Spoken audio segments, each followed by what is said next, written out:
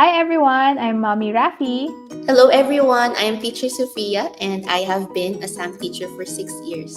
Welcome to Sam Singapore Math channel, and ang pag-uusapan natin ngayon would be what is Sam Singapore Math compared with Brand X. Today we'll be discussing Brand X specifically kasi sa mga parent orientation, tama ba Teacher Sophia, laging ito yung tinatanong ng mga parents. Expected naman din siya kasi itong si Brand X ay isa sa mga pinakamatatagal na math enrichment program dito sa Philippines. Try namin sagutin yung mga frequently asked questions tungkol kay Brand X and hopefully to also help you decide kung ano ba yung best program for your child. So first question, Teacher Sophia, how does Sam Singapore Math approach compared to Brand X in terms of teaching methodology and student engagement? So with SAM, focus talaga would be the CPA method. So yun yung pillar approach ni SAM. While with Brand X, we heard talaga from parents na pumupunta sa amin na mas more on sila sa drills. Different approach sila kasi different din yung focus ng dalawang program. So for SAM, our focus is for the child to develop yung logical reasoning nila, yung critical thinking, and at the same time yung problem solving. So because of that, our approach to target those is different. So mayroon kaming CPA approach where we do the concrete stage first. Nag-introduce tayo ng math concept using toys para they can visualize the concept. Para not naman din too abstract for them, di ba? For the kids, lalo na yung mga kindergartens. Ngayon. Next would be the pictorial stage where we switch from, let's say, yung mga toys, nagiging pictures na. And then dahan-dahan, we introduce the numbers and the symbols where we enter na the abstract stage. So dahan-dahan siya, step by step. Okay, so while with Brand X, no, drills naman yung approach nila. Because yung focus nila for the kids to learn is different than SAM. So yung focus kasi nila would be more on mabilis, maging mabilis yung bata mag-solve ng mga equations. And at the same time, more on memorization sila. Kasi connected yun eh. Para nga naman maging mabilis yung bata, dapat maging familiarize sila sa different kinds of equations, diba? And at the same time, route learning. Kaya mas more on sila sa JITS. And that's the main difference ni SAM Singapore Math and ni Brand X. Teach, anong ibig sabihin natin by drills? Anong itsura ba ng drills? Usually kasi ang drills, let's say sa worksheet, ito nakita ko lang kasi pinakita sa akin yung isa kong parent dito, no? Yung drills kasi nila, yung worksheet nila is let's say number 1 is 5 plus 1, next is 5 plus 2, next is 5 plus 3. Tinetrain yung mind, no, para maging familiar dun sa mga equations. Tapos, after nun, magbabago-bago siya eh.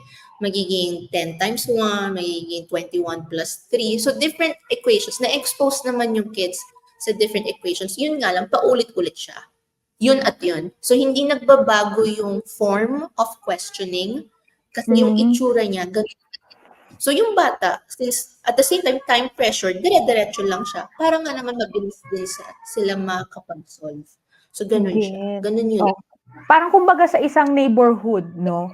Para hindi ka maligaw, yung path na itinuro sa'yo, yun at yun ang dadaanan mo.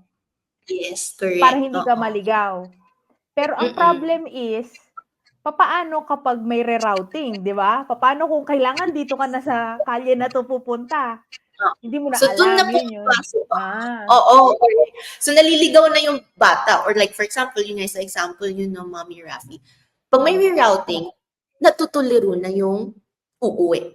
So, the same lang siya sa bata. Pag binago mo na yung wording, let's say, ng problem solving, or even the formation of equation, mabago lang sa itsura yun ng bata, may ano na yan. Nagkaka-anxiety na yung bata. Natataranta na sila kasi hindi sila familiar doon. Kasi sanay sila na ito lang yung alam ko, ito lang yung way din kung paano ko siya ma-solve. So with Singapore Math, we break that kind of thinking by introducing different ways, no? Like for example, yung bar modeling. So we introduce them different ways on how to solve a specific problem. Sa Singapore Math nga, meron talaga tayong topic na heuristics. So dun sa heuristics, under that umbrella is different kinds of methods to solve different kinds of problems. Diba? Is solving the specific word problem in a different way and you're solving it in your way, okay lang. Huwag ka mataranta.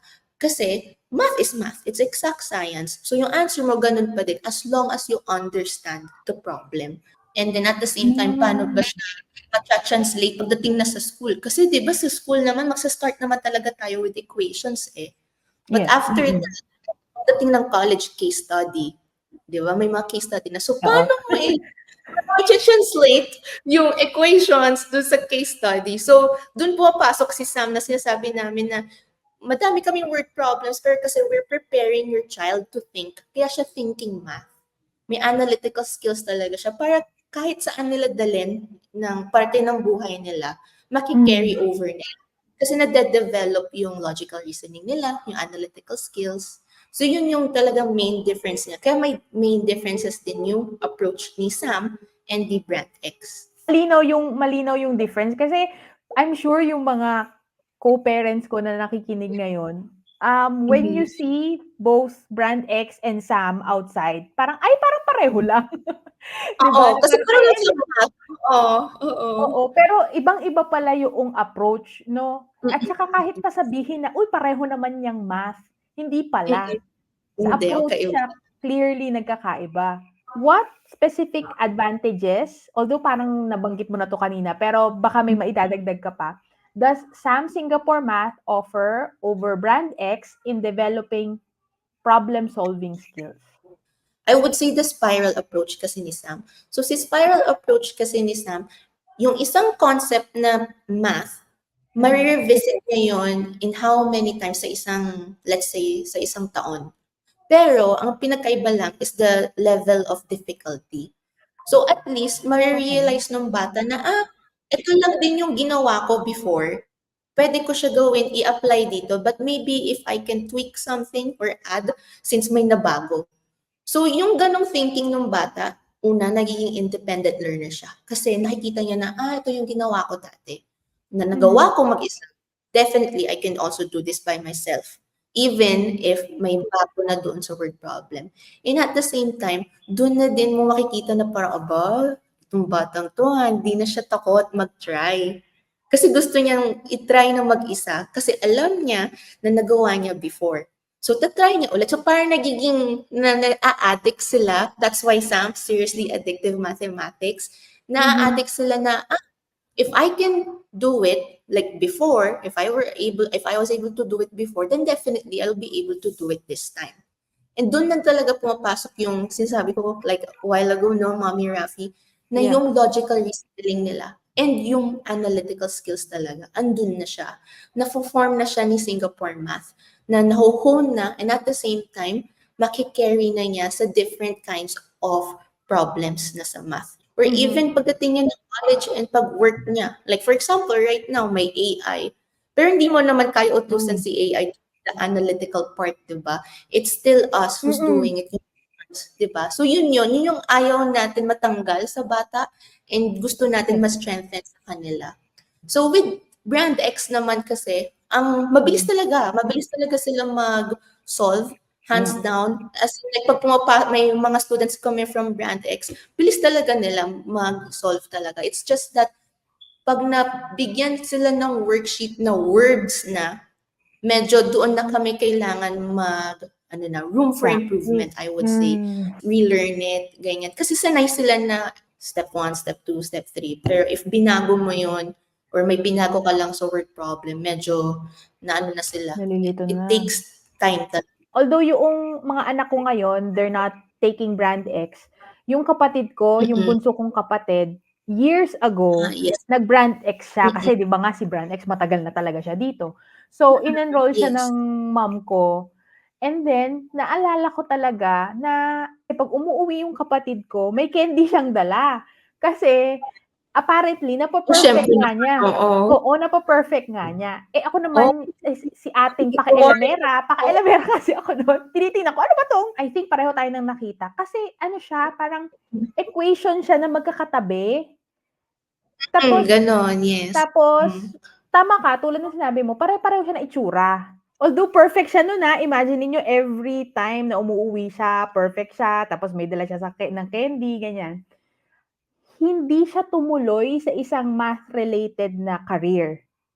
Hindi siya naging Oh. engineer, hindi siya naging math professor, musician siya ngayon, band Sobrang member siya layo. ngayon. Malayo siya. So sa example ng family namin, hindi ko nilalahat pero sa example ng family namin, hindi siya na directly nakatulong sa career na gusto noong kapatid Okay. ko.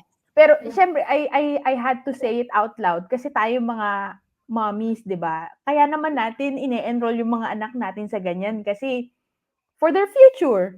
Hindi lang naman siya basta Yes. syempre i-enroll ko ba panggo-grocery ko na lang 'yan, 'di ba? Pero dahil importante sa atin ang future ng mga bata, i-enroll natin sila sa math enrichment program. Next question tayo, baka ma-enlighten pa natin sila.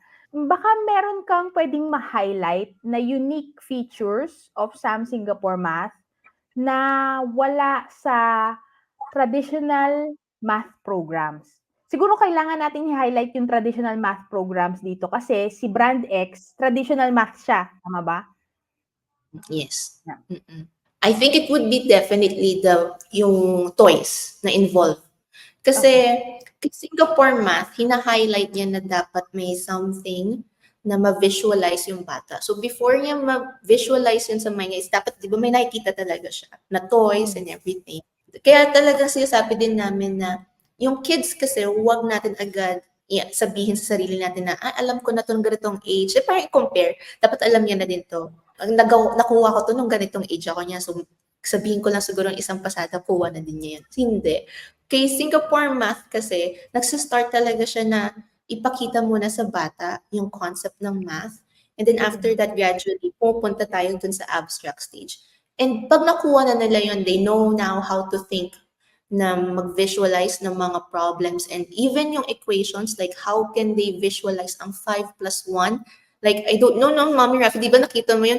May number bonds to see the relationship of the numbers, di ba? So, from there, tinatry natin ipakita na itong number bonds na to, pwede natin siya i-apply naman sa word problems. Pero from number bonds, magiging bar models na siya.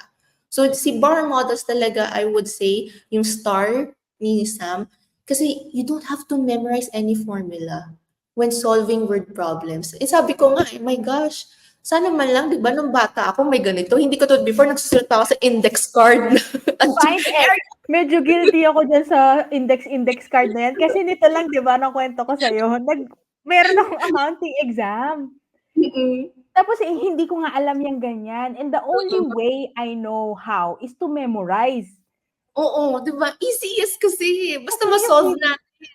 Oo, so, dami kong index card, no? Ng ano. Ang tawag dito? Ano ba yun? Tinan mo, nakalimutan ko na. Tapos na kasi yung exam. Sorry. So, yun mga mami. So, ako pala, example na kapag memorize lang, tapos tapos yung exam, hindi mo na naalala. For sure, meron pa yung highlighter, different color. Na parang, oh my gosh, yes! Di ba? Ganun yun eh.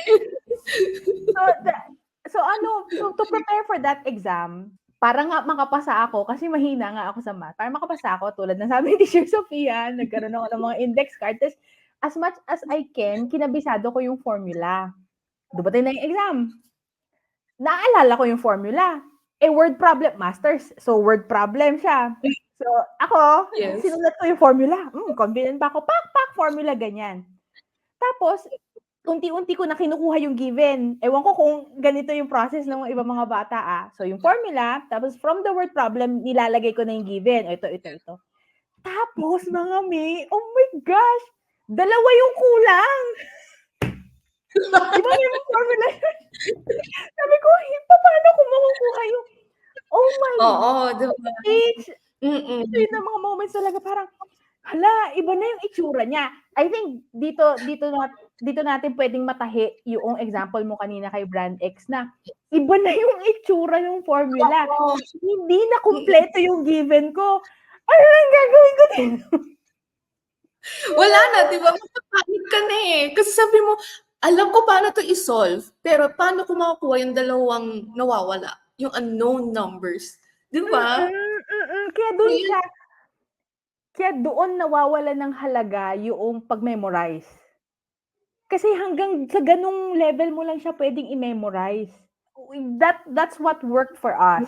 kasi dire-diretso, gano'n siya tinuro sa'tin. This is very dependent kung yung maggagawa ng exam is yung professor mo din. Oo. Yan yung Kasi na-realize ko eh. Oo. oo, Oo, kasi kuha kuha mo tayo kung ang problem dito sa accounting class ko, dalawa yung professor. Yung nagtuturo sa'min, hindi siya yung gumawa ng exam. Oh my goodness! So, pero pero as a parent, Teacher Sofia, that's what I don't want my kids to experience.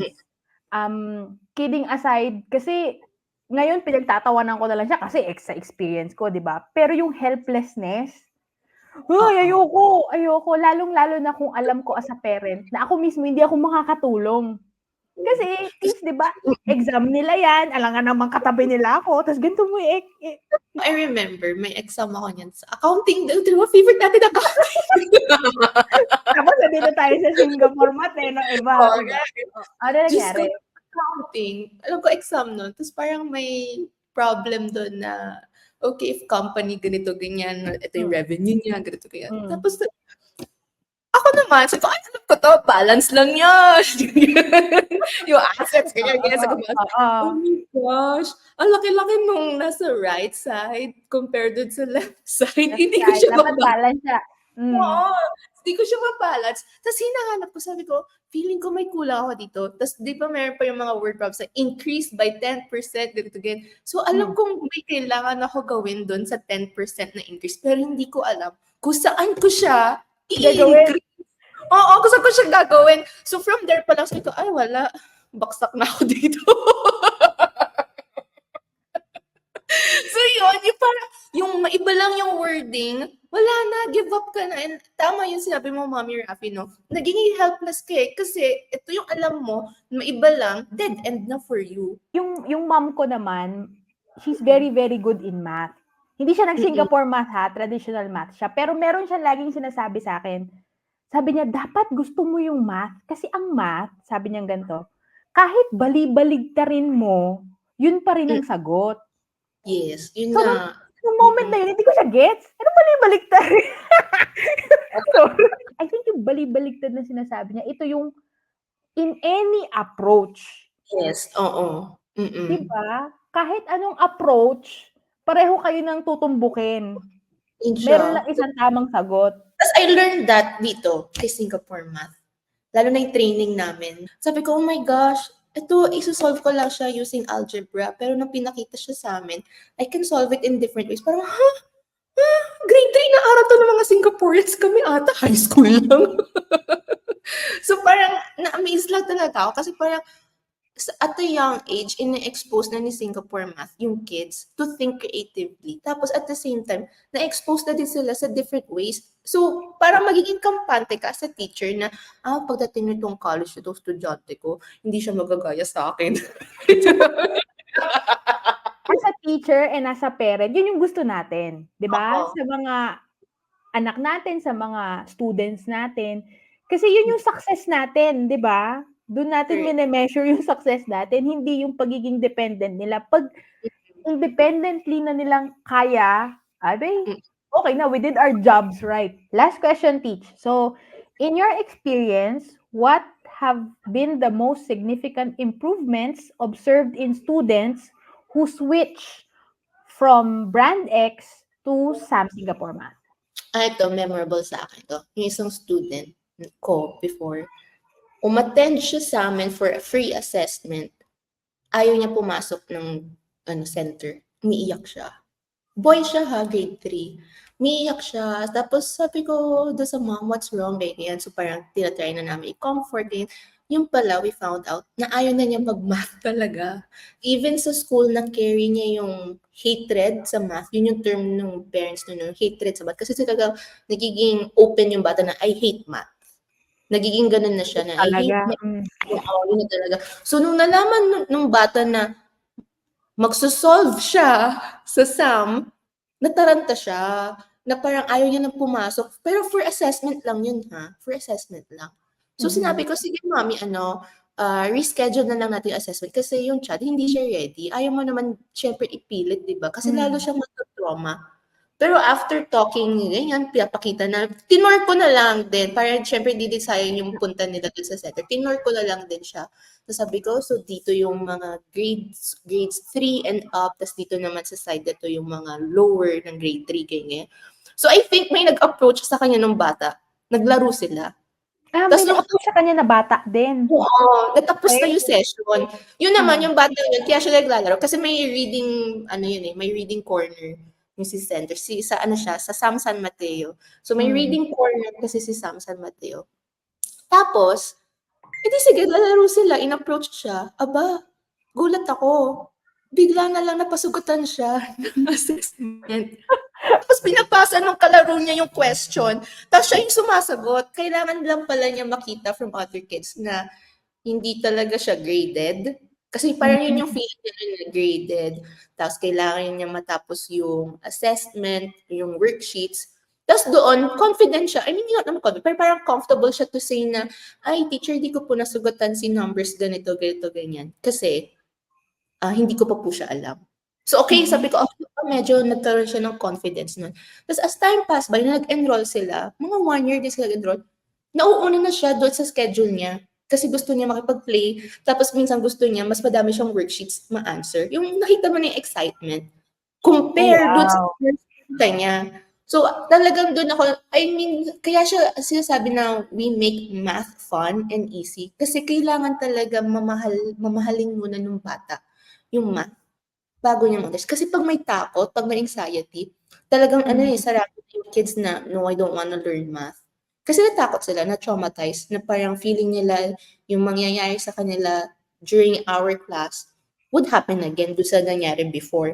So doon talaga yung parang nakita ko na, ay, si Sam talaga na boost niya yung confidence ng bata sa math. Tapos hanggang graduate siya. Tapos ang magaling pa is hindi siya dati nabe-best in math. Nakukuha niya yung lahat ng subjects na best in reading, best in art, ganyan.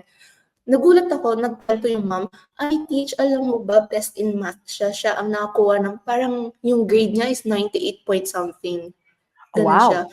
Tapos sabi, sobrang taas. Kasi parang before daw, basta mapasa mo si math, okay na. Yun yung hiling ng mommy and daddy sa kanya. Pero nung nag-ano siya sa math, number 1, nag-boost yung confidence niya. Tapos sobrang blessing na yung nakasama siya sa best in math, na mataas yung grade niya. And ang nakita ko talaga sa kanya is, sabi, teacher, pag lesson namin, teacher, pwede ko ba i-try na ako lang muna? Yung gano'n na siya, hindi na siya takot na magkamali.